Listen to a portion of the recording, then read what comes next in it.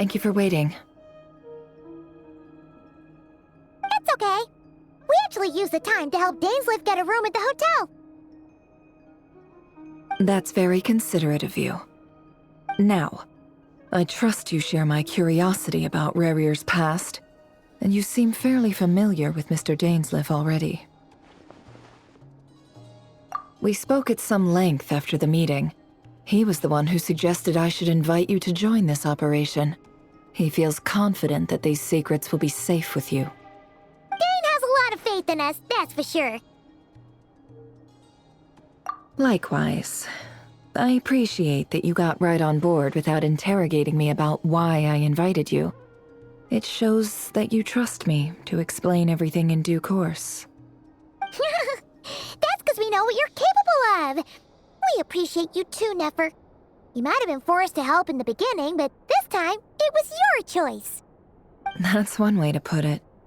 Another is this, that once a decision's been made, it's set in stone. After that, my only goal is to see it through. Alright, so here's how it is. I'm going to access Rarier's thoughts again using my confidential method. Now, I'm sure you've seen things like this before on your travels, so you're surely well aware of how dangerous it can be. The reason I've gathered you all here is to ensure my safety during the proceedings. I plan for us to enter the fragment of his consciousness together, and once inside, I will focus on searching for information. Think of this as a diving expedition into someone's brain. If I'm the diver, you are my safety equipment, tasked with keeping me alive while I'm under the surface. Once the ceremony begins, we will all be spying on privileged information. But in the interests of safety, you must remain absolutely silent at all times. We will discuss our observations after the ceremony has concluded. Lastly, any individuals of a weaker constitution are advised not to partake in the ceremony. In any case, Paimon has her own job to do, which requires staying in the room but not joining the ceremony.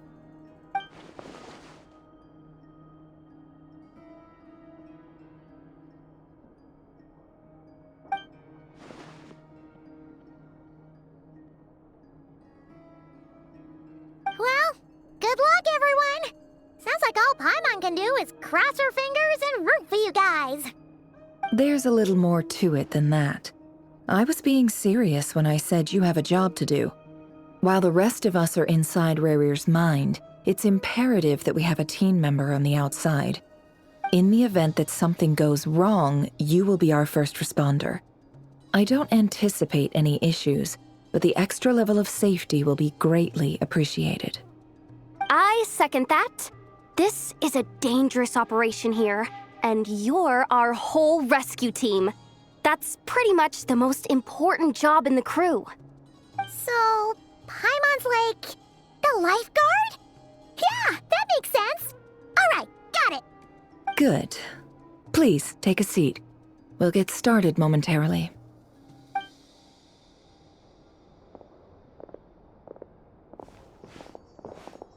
So, did Mr. Dainsleif tell you anything else? He told me that he believes Rarier kept some big secrets in his life. He's not sure that they were the cause of his eventual downfall, but he's asked me to uncover what those secrets were all the same. But surely you're not planning to go through with this, no matter the cost. If you think that, you'd be overestimating me. I'm a businesswoman, not a mercenary. But I do have my own professional reasons for taking this job. You think I'd turn down the opportunity to get a first-hand glimpse into Conrian history? No chance. Well, as long as you don't let morbid curiosity get in the way of safety concerns, we're good. We'll do whatever we can to help you. You're such a killjoy.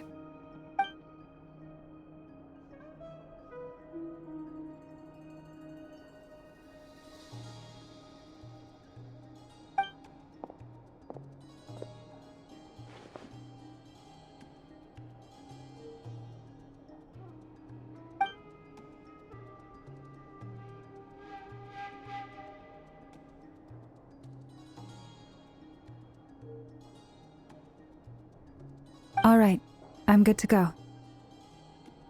All set over here, too. Promise, Paimon, you'll be extra careful. All right. Let your whole body relax. We're about to begin. Close your eyes.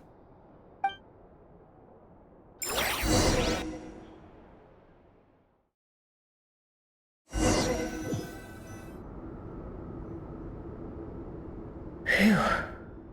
Could this be his office? Pretty standard setup. Bookshelves, paperwork, files. According to Dainsliff, Rarier used to be an intelligence operative. Chances are there's plenty of top-secret intel stashed away in this room. Is this where you keep your secrets, Rarier? Can't say I'm not looking forward to this.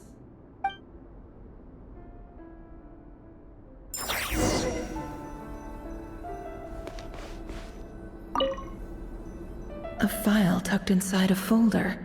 The title reads, Dear Breakfast Shop Owner. It's a list of names. But at this stage, I have no idea who any of them even are.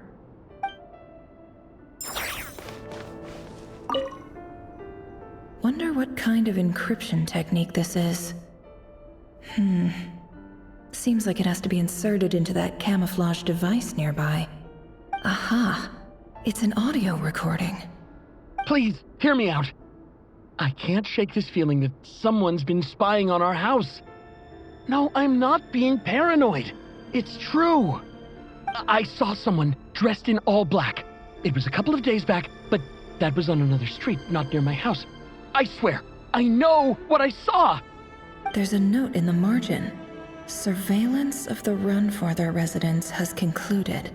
We apprehended the target and filed the mission report last night.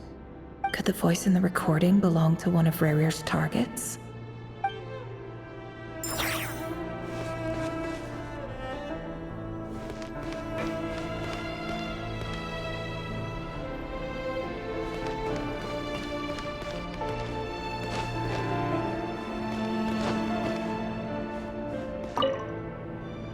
Bookshelves full of documents. Looks like these are all files, packed with the personal details of individual Conrians. The Crimson Moon dynasty preceded the eclipse. Since Rarier worked as a secret agent during the latter, it stands to reason that he was tasked with purging remnants of the old dynasty. Yep, lines up exactly with what Dainsliff told me.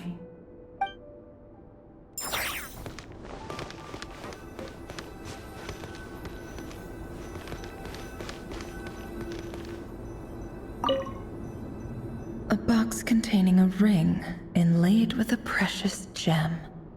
Must be for his girlfriend.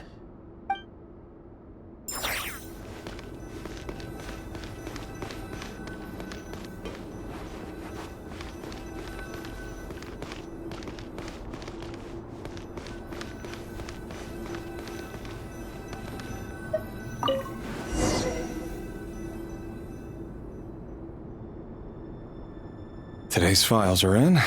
Time to wade through them, just like usual.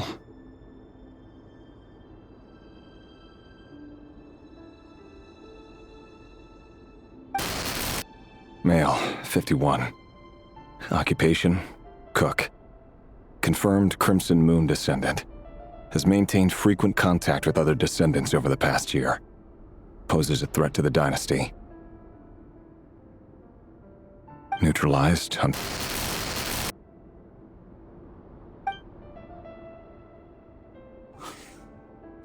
This one should be archived under purged targets.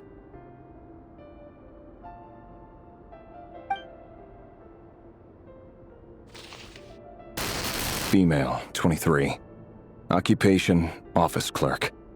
Confirmed Crimson Moon descendant. Has maintained frequent contact with other descendants over the past year. Poses a threat to the dynasty. Neutralized.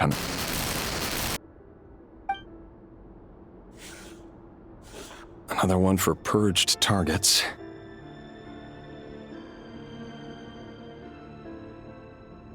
Sounds like she was that other man's daughter.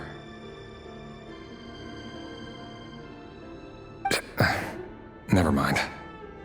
What's it got to do with me?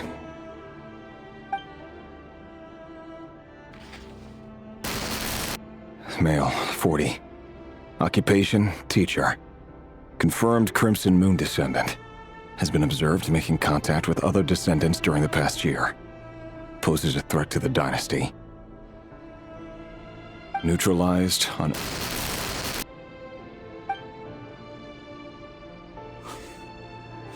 Just another nobody for the archive.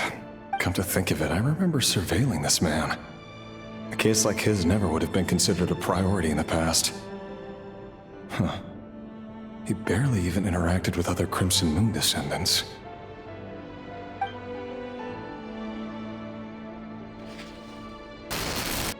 Female, 16. Occupation, none. Orphan and confirmed Crimson Moon descendant. Has been observed making contact with other descendants during the past year. Poses a threat to the dynasty. Neutralized on... Filed. I have no recollection of this girl. None whatsoever. She doesn't seem to be anyone important, but then again, how many of them really are?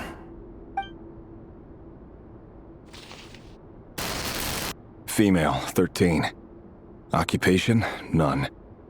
Orphan and confirmed Crimson Moon descendant. Has been observed making contact with other descendants. Neutralized on...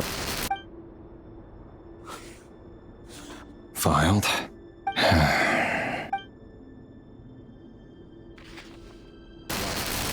Male, 11. Occupation, none. Orphan and confirmed Crimson Moon descendant. Has not been observed making any contact with other descendants during the past year. Poses a threat to the... Neutralized on...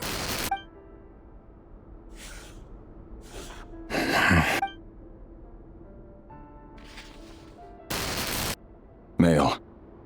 6. Occupation, none. Orphan and confirmed Crimson Moon descendant. Poses a threat to the dynasty.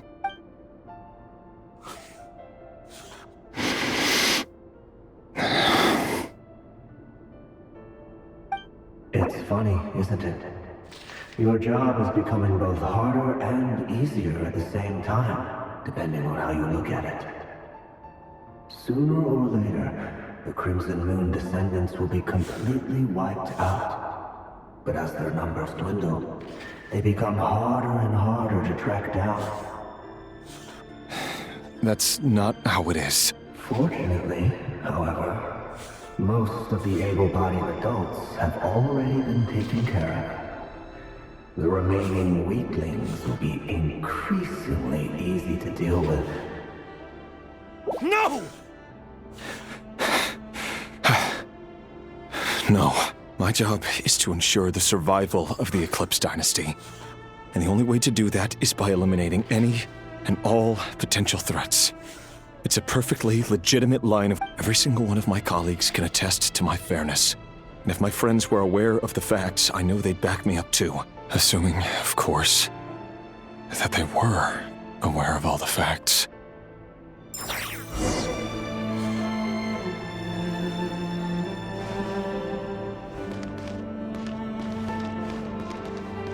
He looks even gloomier than last time. I wonder what's changed.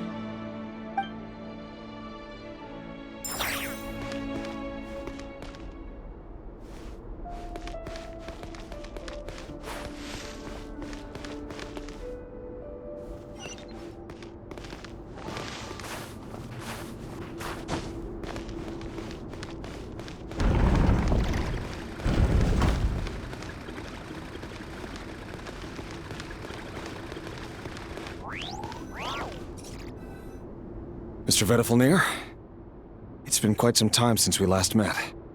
Revir, I trust you're here because you have something important to discuss. Forgive me. I wasn't tuning out, it's just, I noticed you didn't even phrase that as a question. As if you knew I was coming. Tell me, does someone in your position ever feel the need to ask questions at all? It is indeed within my power to foresee certain things. Things like your arrival. I was just thinking. It won't be long before I'll be inviting both you and Dane to my wedding. That isn't a lie, but nor is it a fact as such. It's a wish, isn't it? No fooling a prophet, is there? Ever since that day we met for drinks, I knew it was only a matter of time before you came looking for me. Does it feel good? Knowing how the future will unfold. I'm afraid the notions of good and bad fail to capture the complexity of what such a power entails. Once you've seen what will come to pass, it can be all too easy to succumb to fear and melancholy. Unless, of course, you learn to abandon these feelings.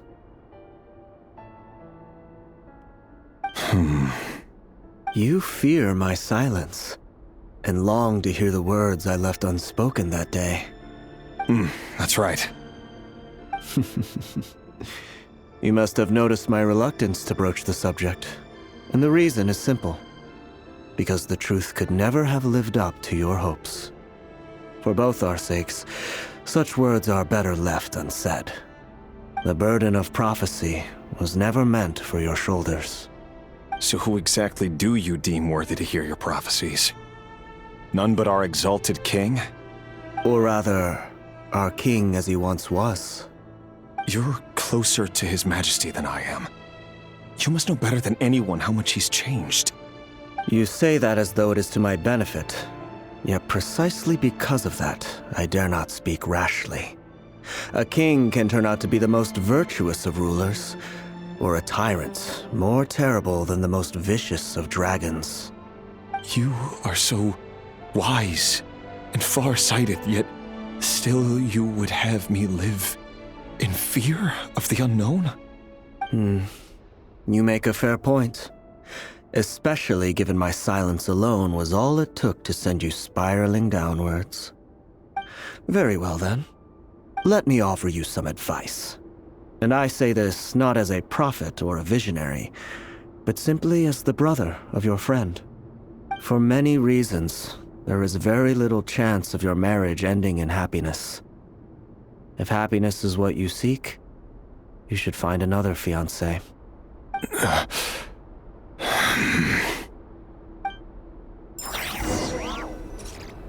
Hold on. There's that same black fog again. Could this memory belong to Thelindis? Guess I'd better tread carefully.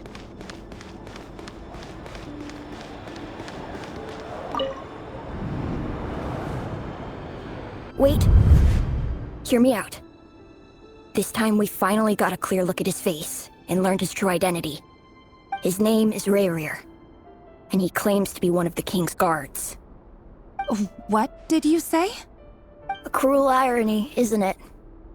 The man you're set to marry leads a double life as a brutal executioner. Why are you telling me all of this now? Simple. It's because I want you to kill him. You are the only person he would never suspect. No, absolutely not. I would never dream of doing such a despicable thing. So you'll just stand by and watch him slaughter us to the last? Do not forget that the blood of the Crimson Moon flows in your veins too. The blood of the Crimson Moon? What does that matter now? The dynasty has long been dead and gone. You think that alone is reason enough for me to throw away everything I have? Why wouldn't it be? You two were once a child of the Crimson Moon, just like me. Don't tell me you've never felt so much as a flicker of fury for the way we were trampled into the dust. As long as you promise to abandon this pipe dream of restoring your dynasty, I can try to persuade him. Or have him persuade the Vinster King. Persuade the Vinster King? Do you even know why he's so obsessed with hunting us down? Why he keeps trying to force us to hand over our secrets? Over and over again? Or why we refuse to give up on restoring the dynasty? The Vinster King. A blind fool. his eyes clouded by powers from beyond this world. A petty little man with a miser's heart. And he dares to sit upon the throne? Mark my words. Sooner or later, Conria will fall. And it will be his doing. If you can't bring yourself to do it, so be it. Just you watch. It won't be long before calamity descends upon us all. The Rehir of Solnari. That really is quite a secret you've been keeping from me, Rerir. But who am I to talk? Am I really any better? I've kept my own past a secret this whole time, too. Love should be built on honesty. But ours was born from lies. And yet,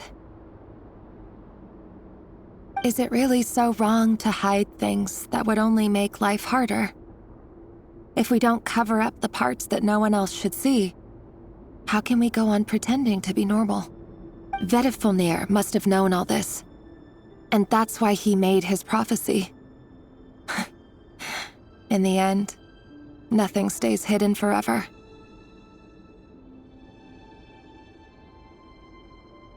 But I won't just sit by and watch this disaster unfold. I'll do everything in my power to protect what I cannot afford to lose, no matter who I have to face.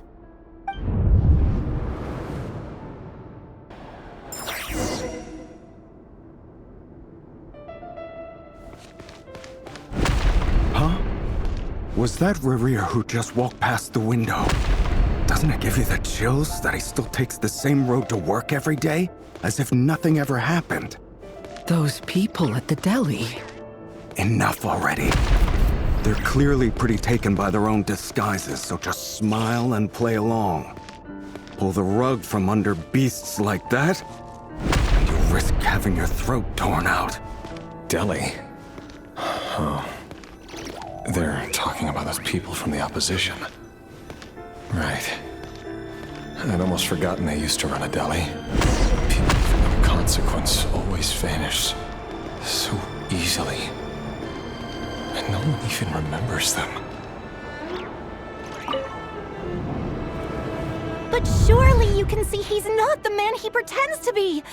So many have died already, and they say that the king's madness grows with each passing day. We're not going to survive this, are we? But why does it have to be this way? Do we really deserve to die just because of the blood that runs through our veins? Felindis, are you even listening? Sorry, Freether. My mind was off wandering. I heard you, though. You're talking about what Rerir said. He's just following the king's orders. He's a secret agent, and it's his job to hunt down rebels and dissidents.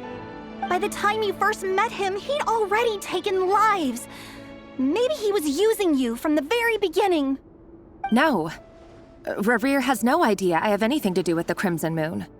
My family are only distant relatives of the main lineage, and besides, my eyes are perfectly ordinary. Truth be told, apart from my teacher, pretty much no one knows I have any connection to any of it. It's been a long time since my family severed ties. But as Orlog said, who could possibly talk sense into that raving lunatic of a king? No one. I'll work something out. Trust me, I'm with you all. But for now, you need to keep yourselves hidden. Don't let anyone find you, anyone at all. Don't forget that Rerir is an Eclipse operative. You need to be extra careful when he's around. And when I am too. For now, don't come looking for me. And if anything happens to me, just act like we've never met. If even you can't escape this, what hope do the rest of us have? But after all this time together, surely he wouldn't lay a hand on you. I won't speak in his defense, nor can I give you a clear answer to that question. But I'll do everything I can to put an end to this. Here, hold on to this. If an opportunity to escape presents itself, take it. You'll be glad you took some spare change. You call that change? But what about you? I've got a job, and there's still money coming in. But you can't go anywhere right now. Please think about yourself for once.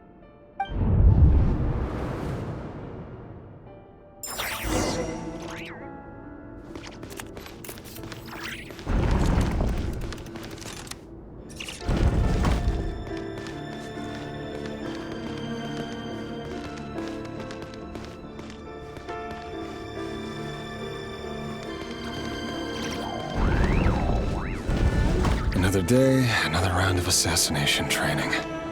Training ground is just beyond this hidden passageway. When you kill a person, doesn't it bother you when you end up covered in their blood? Why would it? Aren't we all just walking blood bags? But not everyone is accustomed to hunting down others like prey. You've been a hunter for so long now, you seem to have forgotten that most people don't just go around killing one another. Leave me alone.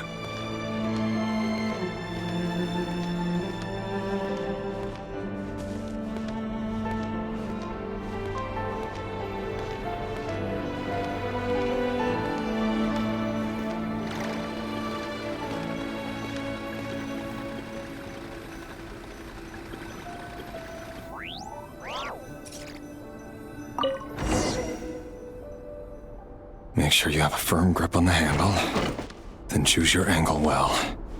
Keep your movements light and brisk, and the prey won't sense a thing. I doubt that. Now that no one's gonna die a quiet death at your hands. I work clean. No traces.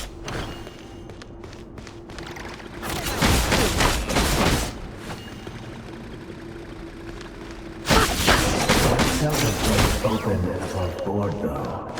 The thing that happens to need you right now. That won't happen. He's changed. Ever since he fell under the spell of that power. In the beginning, he only had you take out a handful of the guilty. But now... The ones I've dealt with have always been guilty. And I've carried out my work flawlessly. It all adds up.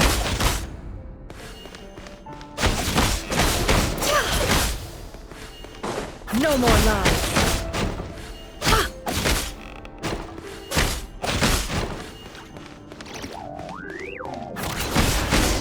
You know why Felinda's didn't accept your proposal, don't you? Was it because she didn't trust you? Or...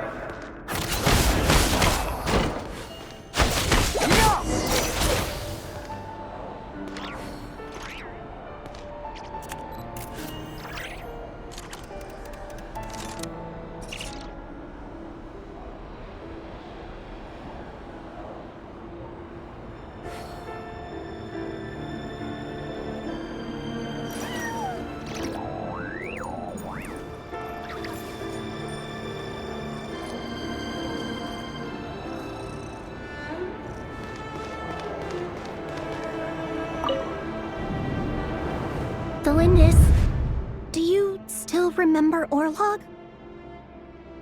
Orlog. The boy who was pretending to sell flowers. You spoke for quite a while, didn't you? Yes, we did. What about him? He was arrested 2 days ago. Chances are he's already dead. He... I just don't get it! After everything he's done, why do you still stand by him? Or does it mean nothing to you that people keep dying? No, that's not... Just hear me out. I need to go now, Thelindis. They're looking for us. You take care too. If you ever need a place to hide, come find us.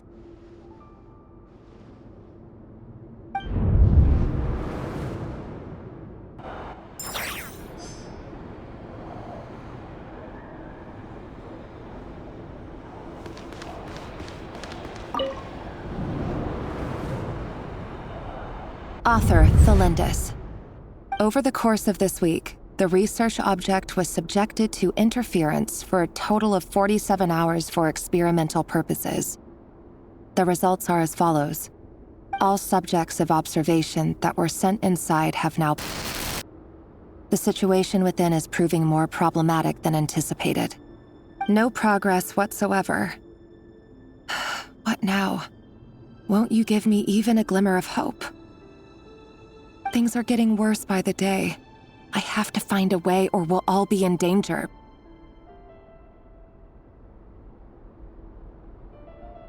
But I... If all this research comes to nothing, what then? Sooner or later, it'll be my neck on the line. But could he really bring himself to kill me? No. Surely he wouldn't have the heart.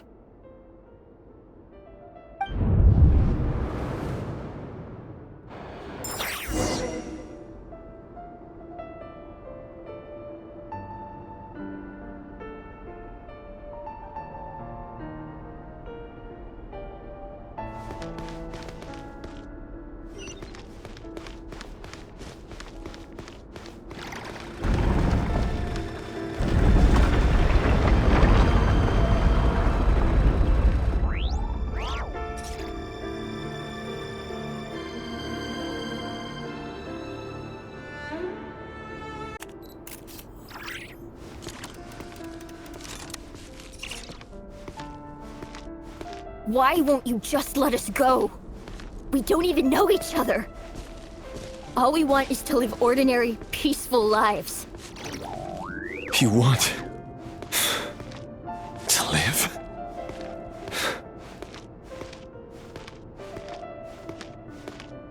Yes.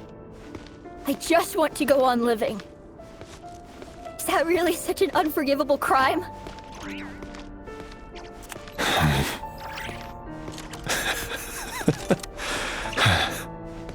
You want to go on living.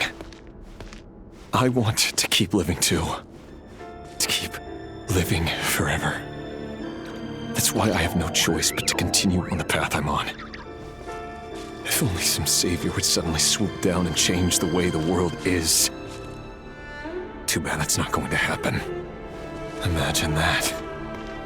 If there really were such a person, you and I wouldn't be standing here like this.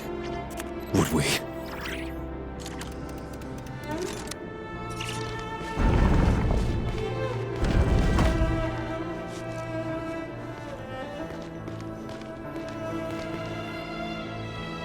Today's files are in. Time to wade through them just like usual. No, I don't get tired of it.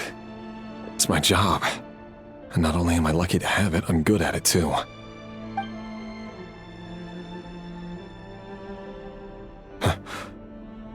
Wait. That's... Thelindis? No. No! No! Why? But you bear no mark of the Crimson Moon. How could you possibly have anything to do with them? It cannot be! A diluted bloodline. Carefully concealed. I see it now. You've been living in the shadows just like me. What a fool I've been. Numbing myself with talk of justice. Even imagining my friends would back me up. But in the end, Irminsul. Finster King! How far are you going to take this? From the direct bloodline to secondary offshoots? And then what? Today it's the descendants of the Crimson Moon. Who will it be tomorrow? Will you not rest until everyone down here is dead? No. This cannot go on. This is where it ends.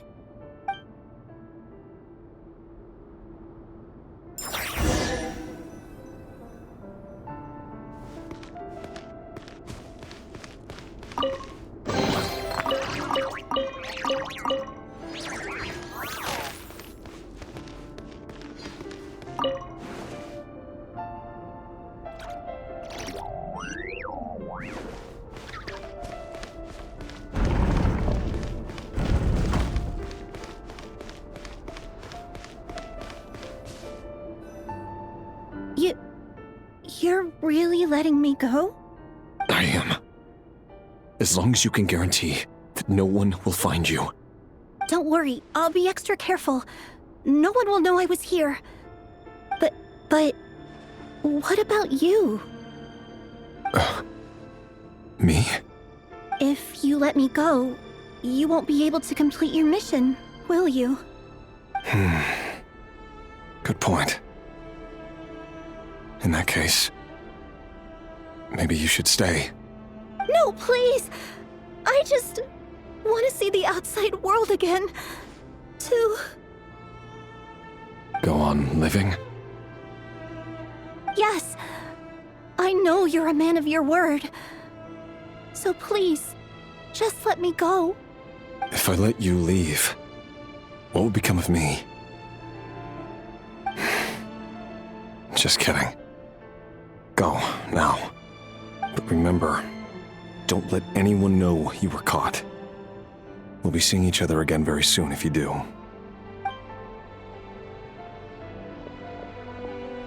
Even shadows in the dark must live by a code. But you can't save everyone. You've been whispering in my ear for days now, Vedifalnir. What are you trying to do? Break me down? I only say this because you long for an answer to your problems. Let her go, Rerir, or you risk losing everything. I will not abandon Thelindis.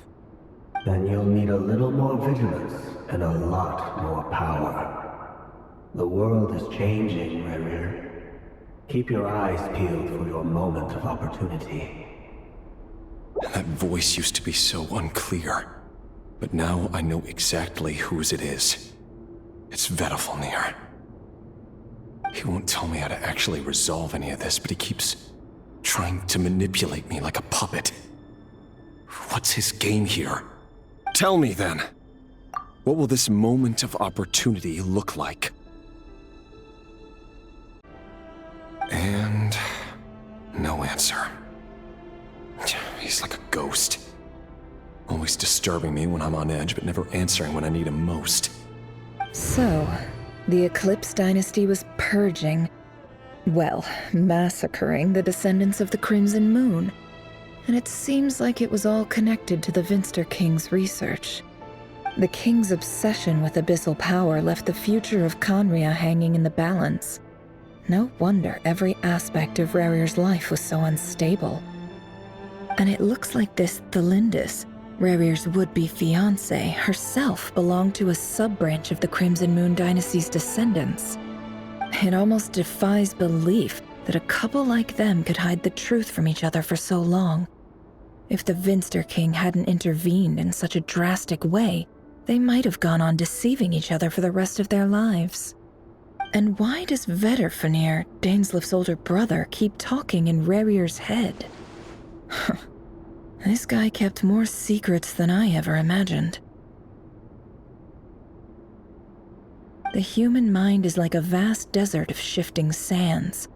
When you follow the flow of someone's memories, you only ever see the parts they're willing to let surface.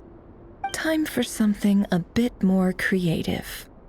We've been inside Rerir's mind this whole time, building up a picture of his psyche. There's already enough clues on the board to start reading between the lines and mapping out the rest. Now, we can finally begin to put the pieces together.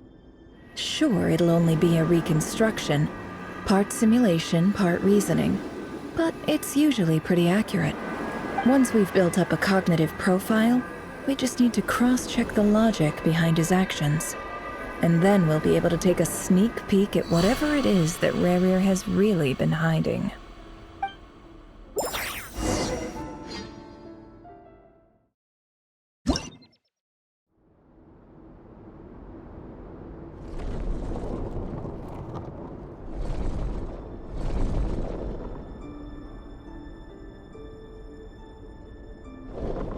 Rerir, are you there?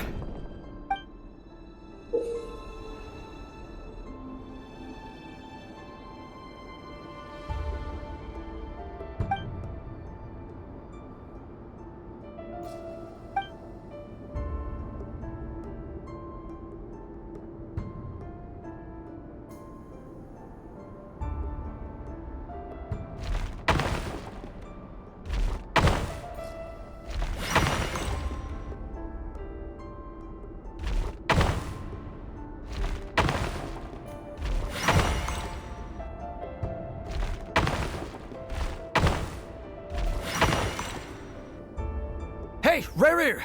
Come out, it's urgent! Dane? What's wrong? Quick, come with me. I'll explain everything once we've met up with the others. Okay. I'll come. But the Lindis is still over at the Universitas. I'll need to leave her a note. All right then, but make it quick. I've never seen Dane so worked up before. Whatever this is, it must be big trouble.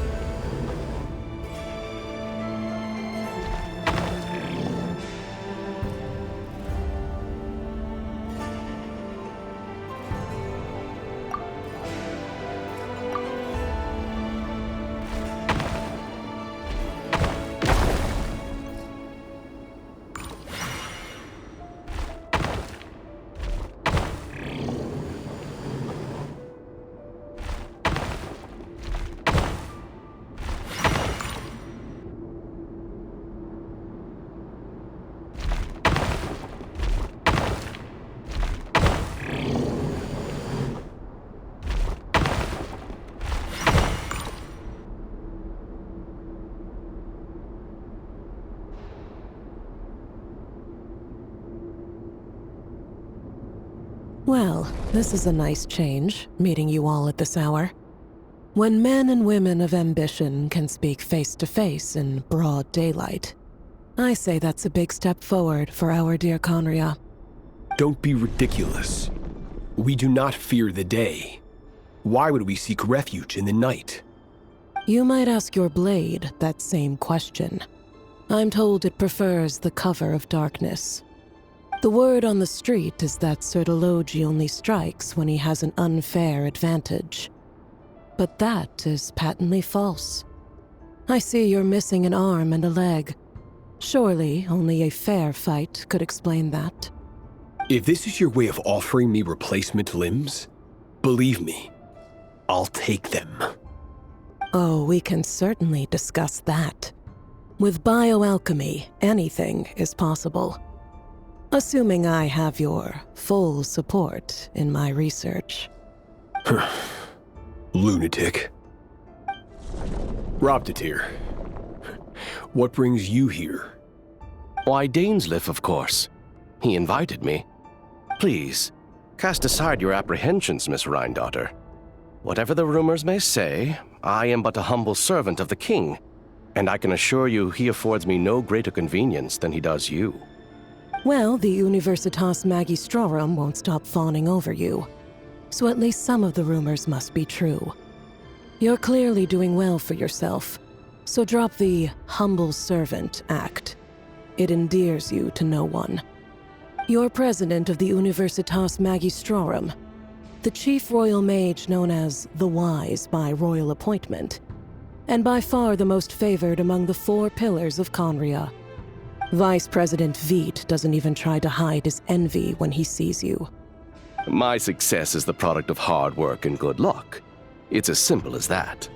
Were the king not such an extremist, I hardly think I would have received a senior post at my age. Of course, no job is without its gripes. Serving a king like ours can be a challenging task, as I'm sure you can imagine. And as for Efterveit, in missing out on the presidency, he's dodged a mountain of stress. Like everything else in life, it comes with pros and cons. You're all here. I apologize for the short notice, but it was an emergency.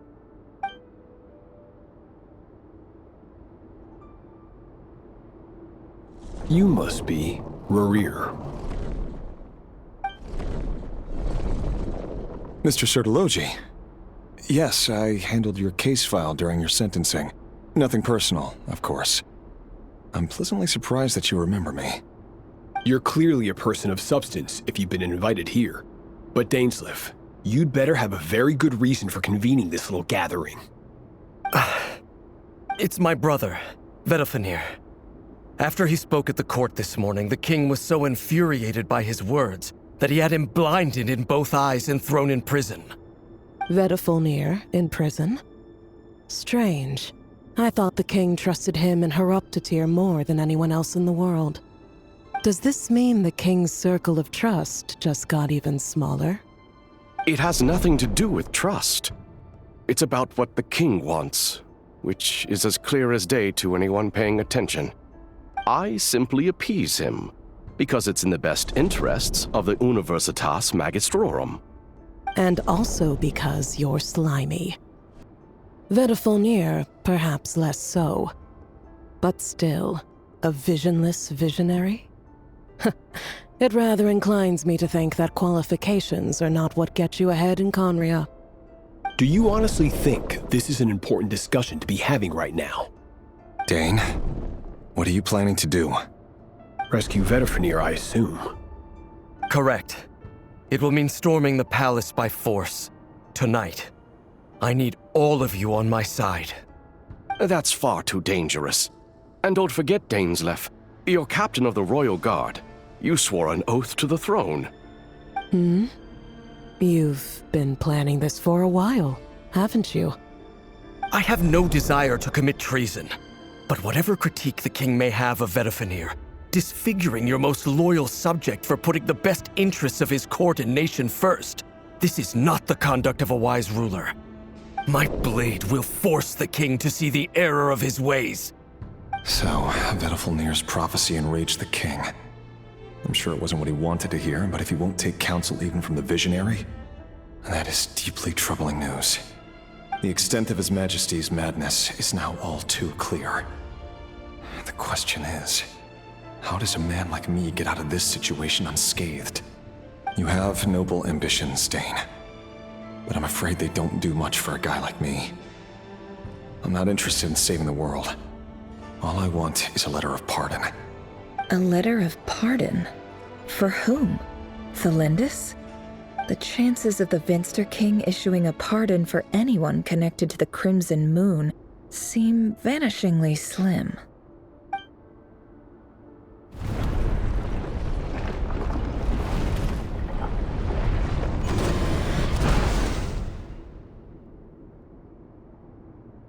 This black fog over the board must have some connection to Thelindis. But why is it taking this form? Does it have something to do with Revir's past? Another mystery I'll need to unravel.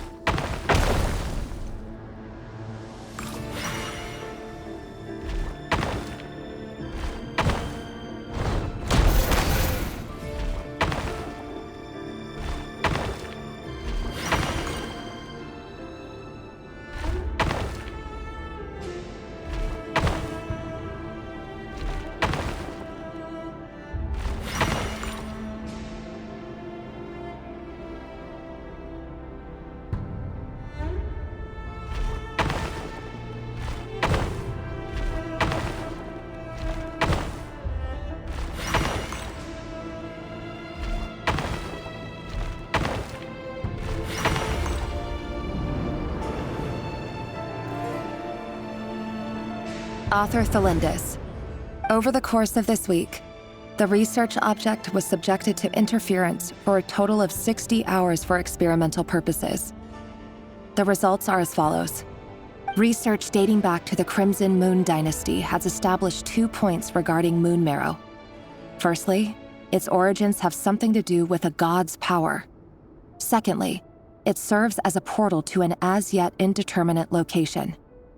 Moon marrow can thus be defined as a spatial gateway. However, there are a number of hurdles to overcome before we can answer the question of where it leads to. To start with, opening the gateway requires a specific power source, which the relevant literature indicates. An enormous amount of power is then required to keep the gate open. Currently, the total power output of our instruments remains in the single digits. To make matters worse, I am now the only staff member remaining in the Moon Marrow lab. The Universitas Magistrorum recently decided to move most of its personnel into abyssal energy research, which has stymied all Crimson Moon-related projects. This is not a wise move. I have always maintained that placing all our hopes in a single source of power is risky, especially one as poorly understood as this. As well as making ourselves overly reliant on a single resource, we are neglecting other promising technologies.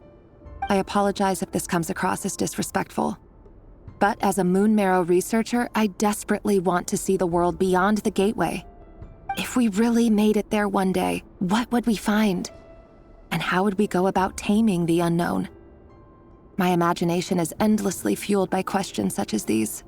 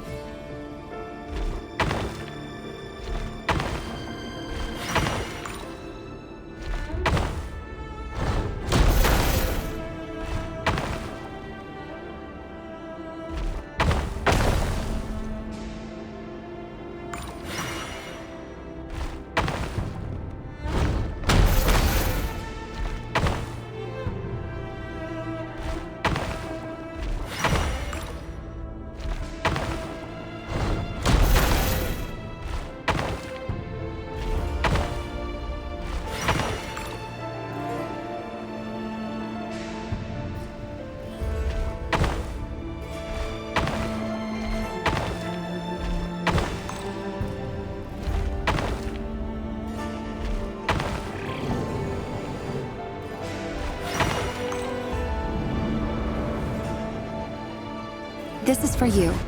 I heard you're gonna leave the city with your parents. Thelindis, did you hear about what happened? I've heard nothing. Rerir got back very late last Friday, and he was acting a little unusual, but he slept pretty well, so I'm guessing whatever he did was a good deed.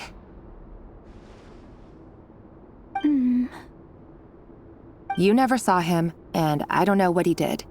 And this conversation never happened. You understand? What if he finds out that you pried into his secrets? Don't be silly. I don't know what secrets he does or doesn't have. All I know is he's just a normal guy who happens to run some errands for the king. Are you scared of him? I don't know. The Rerir I know doesn't match the person you all describe. Logically, I should be scared of him. And yet, I don't want to lose him. But enough about that. You should get going, and be careful with the package I gave you. Keep it secret. Keep it safe. What's in it? A piece of the moon. All you need to know is that as long as you keep it safe, then in the future, everyone will be able to see a red moon. A red moon? You mean our moon? That's right. Our moon. Promise me you'll look after it. promise, Thelindis. The Crimson Moon bloodline will never die out. Its light, the color of blood, will become like a fire that flows in our veins, no matter how long it takes.